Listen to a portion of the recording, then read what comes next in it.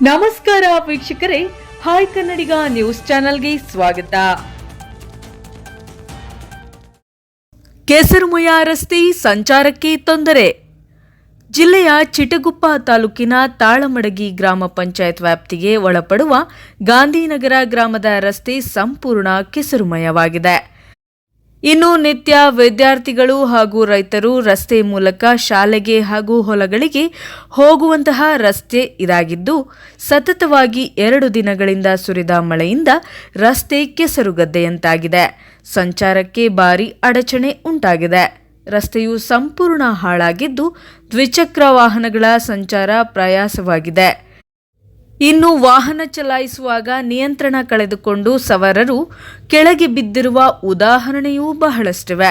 ಪ್ರತಿ ವರ್ಷ ಮಳೆಗಾಲದಲ್ಲಿ ಈ ರಸ್ತೆಯಲ್ಲಿ ನಡೆದುಕೊಂಡು ಹೋಗಲು ಹರಸಾಹಸ ಪಡಬೇಕು. ಕಾಲುಗಳಿಗೆ ಕೆಸರು ಮೆತ್ತಿಕೊಂಡು ಸಾಕಷ್ಟು ತೊಂದರೆಗಳು ಆಗಿದೆ.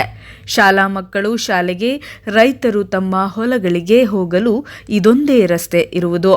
ಹಾಗಾಗಿ ಅನಿವಾರ್ಯವಾಗಿ ಈ ರಸ್ತೆಯಲ್ಲಿ ಸಂಚರಿಸಬೇಕಿದೆ. ಇನ್ನು ಈ ಭಾಗದ ಶಾಸಕರಿಗೆ ಹಾಗೂ ಗ್ರಾಮ ಪಂಚಾಯತ್ ಪಿಡಿಒ ಅವರ ಗಮನಕ್ಕೆ ಈ ಹಿಂದೆಯೇ ತರಲಾಗಿತ್ತು. ಆದರೂ ಕೂಡ ಯಾವುದೇ ರೀತಿಯ ಪ್ರಯೋಜನವಾಗಿಲ್ಲ. ಈಗಲಾದರೂ ಪಂಚಾಯತ್ ಆಡಳಿತ, ಶಾಸಕರು ಹಾಗೂ ಸಂಬಂಧಪಟ್ಟ ಇಲಾಖೆಯವರು ಗಮನ ಹರಿಸಬೇಕು ಎಂದು ಗೋರಖ್ ಜೋಶಿ ಹಾಗೂ ಸುಧಾಕರ ಗಡ್ಡೋದರ ಶುಕ್ರವಾರ ಮಾಧ್ಯಮದ ಮೂಲಕ ಆಗ್ರಹಿಸಿದ್ದಾರೆ.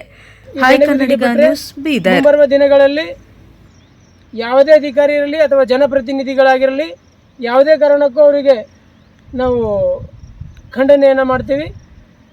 8 ದಿವಸ ಒಳಗಡೆ ಈ ಕೆಲಸವನ್ನು ಪೂರ್ಣಗೊಳಿಸಬೇಕಾಗಿ ಮಾನ್ಯ ಶಾಸಕರಲ್ಲಿ ನಮ್ಮ ಮನವಿ ಇದೆ. ಗೋರಖ್ ವಿ ಜೋಶಿ, ಮಾದಿಗ ದಂಡೋರ ತಾಲೂಕು ಅಧ್ಯಕ್ಷರು, ಹುಮ್ನಾಬಾದ್.